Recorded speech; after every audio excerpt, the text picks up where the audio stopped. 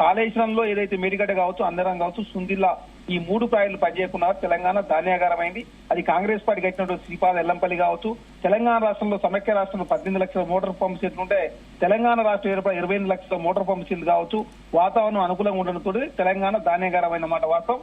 హైదరాబాద్ తాగునీటి అవసరాల కోసం కావచ్చు, అదేవిధంగా మూసిని ప్రక్షాళన చేసి మూసిని పునర్జీవింపజేసినట్లయితే హైదరాబాద్ కు అదేవిధంగా భవిష్యత్తులో వరదలు కావచ్చు, అదే తాగునీటి అవసరాలకు సంబంధించిన ఇబ్బందులు రావద్దని చెప్పి 7 times 1100 కోట్లతో మేము పిలిస్తే చేయదాన్ని 7,700 కోట్లు చేస్తున్నారంటున్నారు ఆయన. సార్ వాళ్ళు చేయరు, అమ్మ పెట్టదట అడుక్కునేదట. బీఆర్ఎస్ పార్టీ ఆనాడు ఏం చేసిందో ఎవరికి తెలియదు. కాంగ్రెస్ ప్రభుత్వం చిత్తశుద్ధితో ముందుకు పోతా ఉంది. ఎందుకంటే మల్లన్న సాగర్ లో నీటి లభ్యత 50 టీఎంసీలు ఉన్నది. కొండపోచమ్మ సాగర్ లో 15 టీఎంసీలు మాత్రమే అక్కడ స్టోరీ ఉన్నమాట వాస్తవం. దానిలో భాగంగా కొండపోచమ్మ కన్నా మల్లన్న సాగర్ అయితే బెటర్ గా ఉంటుందని చెప్పి నిపుణుల సలహా సూచన మేరకు మాత్రమే కాంగ్రెస్ ప్రభుత్వం ముందుకు పోతా ఉంది. వాళ్ళే ఆనాడు కాళేశ్వరరావుగా నామకరణం చేసుకుని 93,000 కోట్ల రూపాయలు ఖర్చు పెట్టి 16,000 కోట్ల రూపాయల కరెంటు బిల్ అయింది. అయినా తెలంగాణకు 1 రూపాయి కూడా ఉపయోగం జరగలేదు. 12% ఇంట్రెస్ట్ తీసుకొచ్చి తెలంగాణ సంపద ఆగమనం చేసింది వాళ్ళు. మేము నిపుణుల సలహా సూచనల మేరకు మాత్రం ప్రజాప్రభుత్వం ముందుకు పోతా ఉంది. రాజకీయ కక్ష కారణాలకు తావులేదు. Bharatiya Janata party BRS party Telangana కావచ్చు హైదరాబాద్ చేసింది గుండు 0. ఎందుకంటే వాళ్ళు ప్రచారం మాత్రం చేసుకుని హైదరాబాద్ లో ఓట్లు మాత్రమే బీఆర్ఎస్ పార్టీ లభించినాయి తప్ప తర్వాత తెలంగాణ సమాజానికి అర్థమైంది, హైదరాబాద్ ప్రజలు కూడా అర్థమైంది. అందుకే కంటోన్మెంట్ లో 3rd ప్లేసు, సికింద్రాబాద్ లో 3rd ప్లేసు, చేవేల పార్లమెంట్ లో 3rd ప్లేసు, మల్కాయిలో 3rd ప్లేసు. జూబ్లీస్ లో కూడా బీఆర్ఎస్ పార్టీ ఓడిపోతా ఉంది, కాంగ్రెస్ పార్టీ గెలవబోతా ఉంది. భారతీయ జనతా పార్టీ జూబ్లీస్ ఎలక్షన్ లో 3వ స్థానానికి పోతా ఉంది. కాబట్టి ఈ రాజకీయం చేసే ఉద్దేశంలో బీఆర్ఎస్ పార్టీ భారతీయ జనతా పార్టీ ముందుకు పోతా ఉంది. ఓకే, విప్రకాష్ గారు ఉన్నారా ఫోన్ లైన్ లో? యా విప్రకాష్ గారు, ఇప్పుడు మెగాకి సంబంధించి ఏంటి? బీఆర్ఎస్ టైంలో మెగాకే ఇచ్చారు, ఇప్పుడు కేటీఆర్ వాళ్ళ ప్రెస్ మీట్ పెట్టి మెగాకి ఇస్తున్నారు, మొత్తం సుంకిశాల గులగొట్టినా ఇస్తున్నారు అని అంటున్నారు. ఏ పార్టీ అధికారంలో ఉన్నా ఎందుకు ఆ విధంగా మెగా మురిపిస్తుంది అందరినీ? మనం ఇక్కడ తప్పు పట్టవచ్చు కానీ భారతదేశానికే ఒక ప్రైడ్ ఏది ఎల్ఎన్టీ గాని, మెగా గాని, నవయుగ గాని, ఇవేంటంటే మనం ఏ దేశానికి పోయినా కూడా వీళ్ళ వర్క్స్ మనకు కనబడతాయి. కాకపోతే ఇక్కడ ఉన్న రాజకీయాల వల్ల, ఇక్కడ ఉన్న ఒత్తిళ్ల వల్ల వాళ్ళు కొన్ని పనులు సరిగా చేయలేకపోవచ్చు, కమిషన్స్ ఎక్కువ ఇవ్వాల్సి రావచ్చు. బట్ ఇవాళ 36 దేశాలల్లో మెగా వర్క్స్ నడుస్తున్నాయి. ఒక ఇంజనీర్ అడిగితే ఏమన్నాడంటే మాకు తెలంగాణలో ఉన్న మొత్తం వర్క్స్ కూడా మా 2%ఏనండి, 98% మాకు విదేశాలలో, భారతదేశంలో ఇతర రాష్ట్రాల్లో ఉన్నాయన్నారు. నార్త్ ఈస్ట్ పోయినండి, నార్త్ ఈస్ట్ పోతే అక్కడ ఎక్కువ వర్క్స్ చేస్తున్నది మెగా కంపెనీ. వాళ్ళు ఇందులో ఉన్నారు, అందులో లేరని లేదండి. రోడ్స్ లో ఉన్నారు, టన్నెల్స్ లో ఉన్నారు, ఇరిగేషన్ లో ఉన్నారు. వాళ్ళ దగ్గర మెషినరీ ఉంది, ఇన్ టైమ్ లో చేస్తారు. గవర్నమెంట్ డబ్బులు ఇవ్వకపోయినా కూడా వాళ్ళ డబ్బులతో పూర్తి చేస్తారు. అంటే ప్లస్ పాయింట్స్ చాలా ఉన్నాయి మెగాకైనా ఇతర కంపెనీస్. మరి ఎందుకు ఎవరు ఆపోజిషన్ లో ఉండి వాళ్ళు తిట్టి వాళ్ళ దగ్గర డబ్బులు వసూలు చేసి తర్వాత అధికారంలోకి రాగానే ఇచ్చేందుక? అక్కడ అంతే, ఆంధ్రప్రదేశ్ లో అంతే. తిట్టాల్సిన అవసరం లేదు భరత్. డబ్బులు వాళ్ళు అన్ని పార్టీలకు ఇస్తారు, అడగకుండానే కూడా ఇస్తారు. మరి ఇప్పుడు ఎందుకు కవిత తిట్టింది? నిన్న కేసీఆర్, ఇవాళ కేటీఆర్ తిట్టాడు. అంటే అంతకుముందు కాంగ్రెస్ వాళ్ళు తిట్టారు. కేటీఆర్ గారు అన్నది ఏంటంటే వాళ్ళు కొన్ని బ్లాక్ లిస్ట్ లో పెట్టాల్సిన కంపెనీ తెలంగాణలో, ఎందుకంటే సుంకిశాల వర్క్ ఇట్లాంటి కొన్ని వర్క్స్ వాళ్ళు చేసినాయి దెబ్బతిన్నాయి కాబట్టి దాని గురించి అన్నారు కేటీఆర్ గారు. కానీ మనం వర్క్స్ భారీగా చూసినప్పుడు ఏదైతే ఇప్పుడు వాళ్ళు కొన్ని నాశరకమైన పనులు చేసి దెబ్బతిన్నప్పుడు ఖచ్చితంగా ఆ వర్క్స్ మళ్ళీ వాళ్ళతో. మీరు ఇప్పుడు ఎలాంటి ప్రైడ్ అంటున్నారు, ఓకే ఎలాంటి ప్రైడ్ నిజంగా ఒప్పుకుందాం, కానీ ఆ మేడిగడ్డ కూలింది కూడా మరి ఎలాంటి కట్టిందే, వాళ్ళకి సంబంధం లేదండి. అది సంబంధం లేదంటే ఇంజనీర్ లో లేకపోతే ప్రభుత్వం అంతే కదా. భరత్ నేను ఏమంటున్నా, ఏమాత్రం కొంచెం బాంబులు పెడితే ఎట్లాంటి రిజల్ట్స్ వస్తాయో తెలిసిన వాళ్ళు 10% నాలెడ్జ్ ఉన్నా మేడిగడ్డ బాంబు అని దాన్ని సర్టిఫై చేయగలుగుతారు. కానీ ఇప్పటి వరకు ఆ దిశలో ప్రభుత్వం ఆలోచిస్తలేదు, కమిషన్లు ఆలోచించట్లేదు. నేను మళ్ళీ చెప్తున్నాను, ఎవ్వరు వచ్చినా నేను ప్రూవ్ చేయగలుగుతాను బాంబు అని చెప్పి. మీకు కావాలంటే గ్రాఫిక్స్ తో నేను మీ ఛానల్లో కూర్చొని ప్రూవ్ చేయగలుగుతా ఇది బాంబు అని. చర్చ 2-3 రోజుల్లో బాంబు అని. ఎందుకంటే అది సహజంగా ఎలాంటి వాళ్ళ పని, నాశరకమైన పని వల్ల అయితే కనుక 28 లక్షల క్యూసెక్లు వచ్చినాడే అది జరగాలి. 28 లక్షల క్యూసెక్లు అయినప్పుడు జరగలేదు.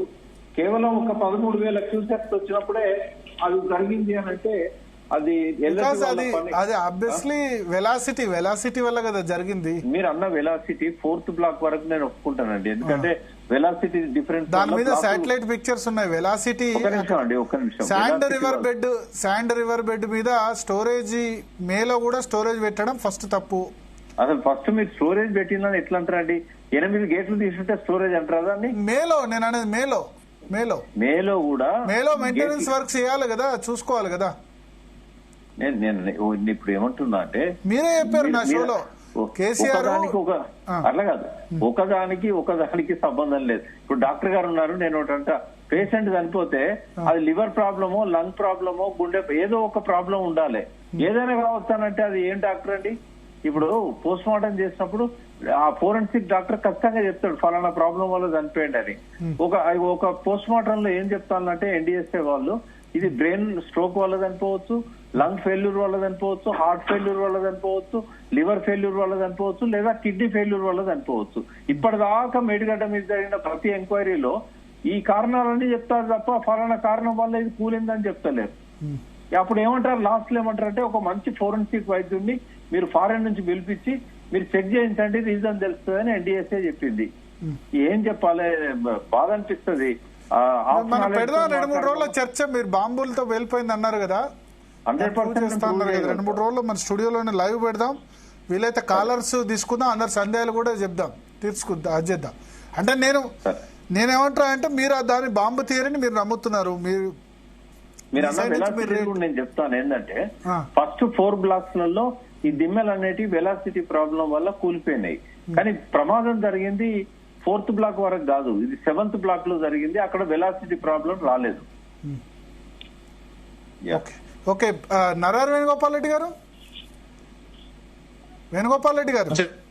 మీరు నమ్ముతున్నారా బాంబు వల్ల పేలింది అని చెప్పి? మేడిగడ్డ మీరు వినబడట్లేదు, వాయిస్ నెట్వర్క్ ప్రాబ్లం ఉంది. మీరు వీడియో ఆఫ్ చేసుకొని మాట్లాడండి. మేడిగడ్డ ఇప్పటికూ కట్టుబడి ఉన్నా, నేను 2-3 రోజుల ప్రజెంటేషన్ ఇస్తా అవసరమైతే అంటున్నారు విప్రకాష్ గారు. బాంబ్ బ్లాస్ట్ వల్ల పోయింది, అది కాంట్రాక్ట్ ఏజెన్సీ ప్రాబ్లం కాదంటారు. ఇక ప్రకాష్ గారు మాట్లాడిన దానికి నేను చెప్తాను, ఏం చెప్పలేను. ఇక మేమిద్దరం చాలా మాట్లాడుకున్నాం. సరే, అది బాంబ్ బ్లాస్ట్ అనేది ఉంటది, కానీ బాంబ్ బ్లాస్ట్ ఉంటే ఇప్పటికే కాంగ్రెస్ ప్రభుత్వం ఒప్పుకున్నాం. ఎవరు బాంబ్ బ్లాస్ట్ చేసింది ఏంది అనేది, అంటే కాంగ్రెస్ పార్టీ బాంబ్ బ్లాస్ట్ చేసిందని వారు అంటున్నారని మీరు అంటున్నారు. కానీ అట్లుంటదని నేను అనుకోను. సరే, అది ఏం జరిగినా కూడా ఇప్పుడైతే దాన్ని అయితే ఆధారాలతోని ఏదైనా బయట పెడితే దాని మీద విచారణ చేయొచ్చు. కానీ దాన్ని అయితే మళ్ళనైతే కట్టాలి కదా. అంటే వాళ్ళే డ్యామేజ్ చేసి వాళ్ళు కడతలేరు కాబట్టి అనుమానం వచ్చింది ప్రకాశ్ అన్నట్టు. కానీ వాళ్ళు కడితే అనుమానం పోతుంది కదా. ముందైతే అది కట్టాలంటే ఎన్డీఎస్ఏ అడ్డున్నది అంటున్నారు కదా. ఎన్డీఎస్ఏ ఏమంటుంది? కట్టద్దని చెప్పలే. నీకు లేదా ఇంజనీర్స్ లేరా? నీకు స్టేట్ ప్రాజెక్ట్, అది సెంట్రల్ ప్రాజెక్ట్ కాదు. వాళ్ళు ఇచ్చిన రిపోర్ట్ ను మళ్ళీ తీసుకోరా. అది నీ రాష్ట్రంలో ఉన్న పెద్ద పెద్ద ఇంజనీర్స్, మంచి ఇంజనీర్స్ ఉన్నారు, లేకపోతే కంపెనీలు ఉన్న ఇంజనీరింగ్ కంపెనీ మెగానే నీ దగ్గర ఉండే, ఎల్ఎన్టీ ఉండే, వాళ్ళని పిలిపించుకొని చేసుకొని రిపోర్ట్ చేసుకొని కట్టమన్నది. ఎన్డీఎస్ఏ వెంటనే కట్టాలని చెప్పింది. మీరు ఆ రిపోర్ట్ చదవండి. ఎన్డీఎస్ఏ కట్టాలని చెప్తుంది. కట్టండి, నేనేమంటాను కట్టద్దంటలేను. కట్టండి, నీళ్ళు ఇవ్వండి, తప్పలేదు. కానీ మీరు రాజకీయాలు చేసుకుంటేనే 2 ఏళ్ళు రాజకీయాలు చేసుకుంటేనే సిబిఐకి ఇచ్చి, ఇప్పుడు మొదలు సిబిఐకి వెంటనే మీ కేంద్ర ప్రభుత్వం మీద నమ్మకం లేదు, మీరు మొత్తం అదే విచారణ సంస్థను చేతిలో పెట్టుకొని అది చేస్తున్నారు ఇది చేస్తున్నారు కాబట్టి మేము నమ్మమని చెప్పి పెట్టాను.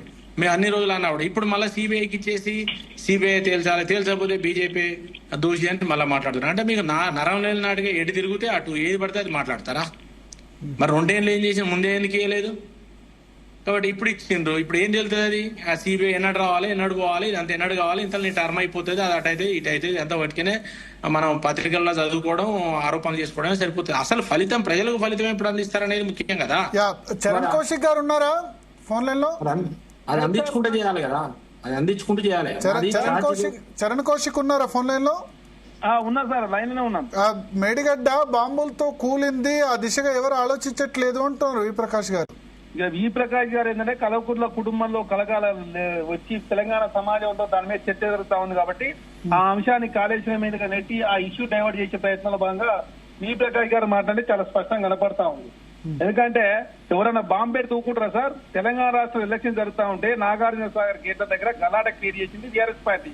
జగన్మోహన్ రెడ్డి గారు తెలంగాణ ఆంధ్ర సెంటిమెంట్ రెచ్చగొట్టి మరొకసారి బీఆర్ఎస్ పార్టీ ప్రయాణం జరిగే విధంగా జగన్మోహన్ రెడ్డి గారు నాగార్జున సాగర్ దగ్గర గేట్ల దగ్గర గలాట క్రియేట్ చేయించింది ఆనాడు బీఆర్ఎస్ పార్టీ.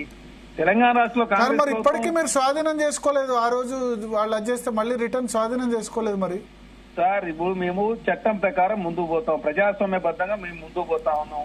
డైనింగ్ టేబుల్ కూర్చొని వీళ్ళని అరెస్ట్ చేయండి, వాళ్ళని అరెస్ట్ చేయండి, ఈ ప్రాజెక్ట్ కట్టండి, ఆ ప్రాజెక్ట్ కట్టండి అని చెప్పి కాంగ్రెస్ పార్టీ ముందుకు పోతలేదు. కాళేశ్వరరావు గారు నామకరణం చేసుకుంది వాళ్ళే, నేనే ఇంజనీర్ కథ క్రియ కర్మ అని చెప్పుకుంది వాళ్ళే, మేము కాదు. కాబట్టి తెలంగాణ సంపద మొత్తం లూటీ చేసింది కల్వకుంట్ల కుటుంబం, బీఆర్ఎస్ పార్టీ. కాబట్టి తెలంగాణ సమాజానికి కూడా అర్థమైంది. ఇప్పుడు తెలంగాణ రాష్ట్రంలో వాళ్ళు వచ్చిన తర్వాత 1,73,000 కోట్ల రూపాయలు ఇరిగేషన్ ప్రాజెక్టు మీద ఖర్చు పెట్టి తెలంగాణ రాష్ట్రంలో వాటర్ అలొకేషన్ జరగలేదు. 93,000 కోట్ల రూపాయలు ఖర్చు పెట్టిన కాళేశ్వరం ద్వారా తెలంగాణ ప్రజలకు ఏమీ లాభం లేదు. 16,000 కోట్ల రూపాయలు కరెంటు బిల్ అయింది.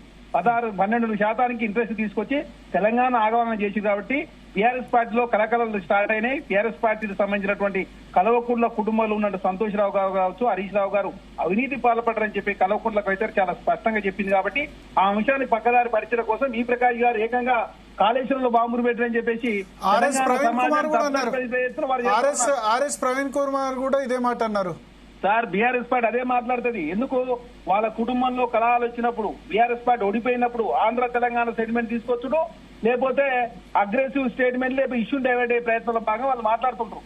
కాబట్టి తెలంగాణ సమాజానికి అర్థమైంది బీఆర్ఎస్ పార్టీ ఆనాడు కాళేశ్వరం అవినీతి పడ్డ వాస్తవం. గ్రీన్ ఇండియా ఛాలెంజ్ కావచ్చు, కాళేశ్వరం కావచ్చు, ఇరిగేషన్ ప్రాజెక్టులు కావచ్చు, అత్యధికంగా కమిషన్ పాల్పడడం చాలా స్పష్టం. మీరు చూస్తా ఉన్నారు. యాదాద్రి భద్రాద్రి పవర్ కొనుగోలు కావచ్చు, యాదాద్రి భద్రాద్రి పవర్ నిర్మాణం కావచ్చు. ఈనాడు కొనుగోలు చేస్తే ₹2.25 అవుతావు యూనిట్ కి. కానీ యాదాద్రి భద్రాద్రి ప్రాంతంలో ఉత్పత్తి చేసినటువంటి విద్యుత్ కు ₹4.5 అవుతా ఉంది. వాళ్ళు కట్టినటువంటి ప్రాజెక్టు ఏది కూడా వైపులు కాదని చాలా స్పష్టం.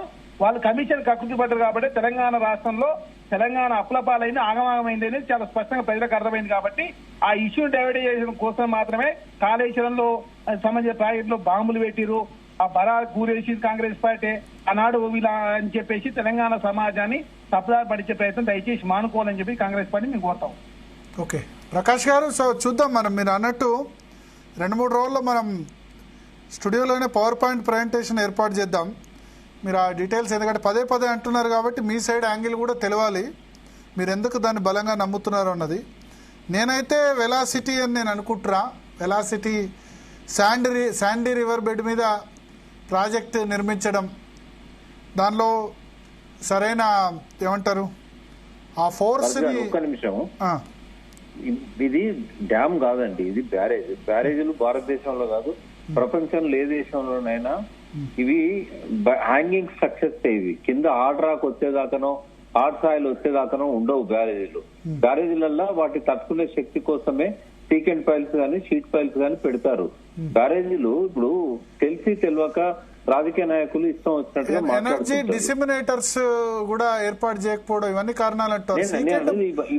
సీకెండ్ పైల్స్ కూడా అది కరెక్ట్ కాదు పద్ధతి అని చాలా మంది అన్నారు. దాంతో నిర్మాణం చేపట్టడం కూడా అంటే ఎవరు అన్నారు? ఇప్పుడు నేను అనేది దాని గురించి నాలెడ్జ్ కావాలంటే ఇంజనీర్స్. ఒక్క నిమిషం అండి, నేను అనేది ఏంటంటే ఇంజనీర్లలో కూడా ఇప్పుడు డాక్టర్స్ ఎట్లయితే సూపర్ స్పెషాలిటీ, అందులో రకరకాల లివర్ డాక్టర్ కు కంటి గురించి తెలియదు, కంటి డాక్టర్ కు పంటి గురించి తెలియదు, పంటి డాక్టర్ కు పీసీఓడి గురించి తెలియదు, పీసీఓడికి నేను తీసుకొచ్చే ఇంజనీరు ఆయన వయసు 89. తెలుసు, ఆయన అవుట్డేటెడ్. 62లో ఆయన నెహ్రూ కలిసిన మనిషి నాకు తెలుసు.